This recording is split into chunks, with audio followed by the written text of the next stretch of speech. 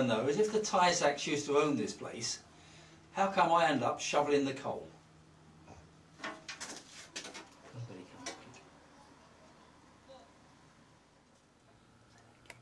Fancy working down here. Get rid of all your blackheads, wouldn't it? Time to retreat to the alehouse. Get one of the lads to do it. Off you go. 15 pints, please.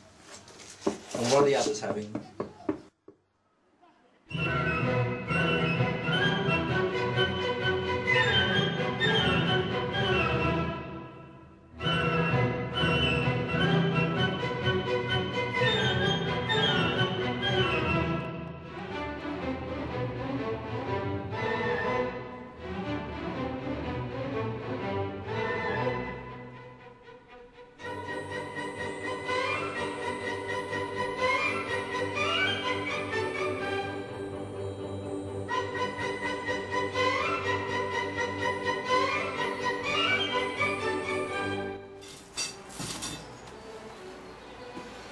As you can see, this is the blacksmith shop, the old forge.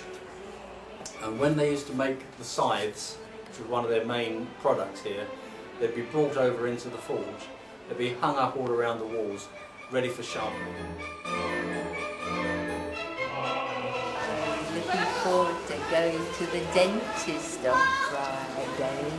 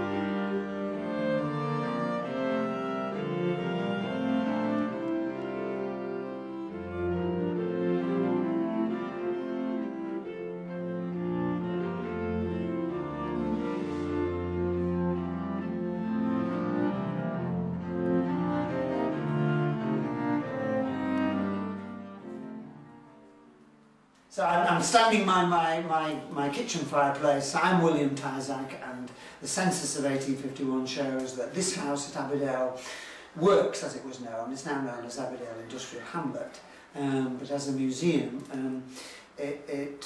we have children and adult parties for tours, and explain that this was William TYZACK's house as manager of ABBEYDALE Works, and we take 1851 because it was the year of the census, and therefore we can refer to the census for children and adults in guided tours to explain exactly who lived here. And of course William lived here with his wife Fanny and his brother Joshua and his children, and we know who the workers were who lived in the cottages across the yard, and children will bake and will explore the house, and as will adults, of course, and it's nice to have that background. And of course the TYZACKs go back to the Huguenots, don't they, to their departure from France. It's quite amazing to think that he and his wife Frances may well have sat right here and warmed themselves in front of this range while cook got on with the evening meal. Children from all over the country and possibly from around the world come here now, and they're all told about the life of the TYZACKs as the managers here, and indeed the history of the TYZACK family from the early days when they came over from France.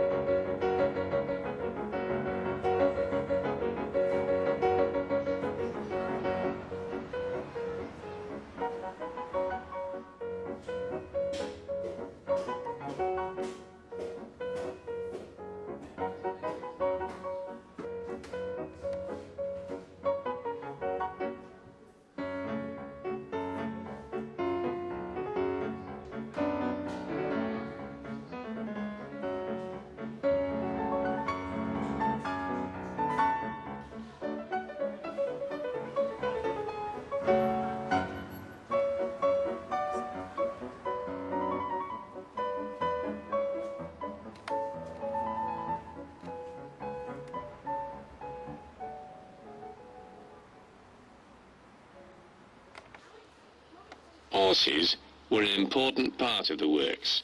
For horse and cart was the only way we had of bringing in the blister steel for melting, transporting the crucible steel for rolling, and delivering the finished scythe blades. So they were looked after well in these stables, and others adjoining the manager's house. Later, of course, the horses were replaced by the motor vehicle. But in my time, the TYZACKs used a carriage similar to that brougham. They were still being used in Sheffield in the early 20th century, I understand.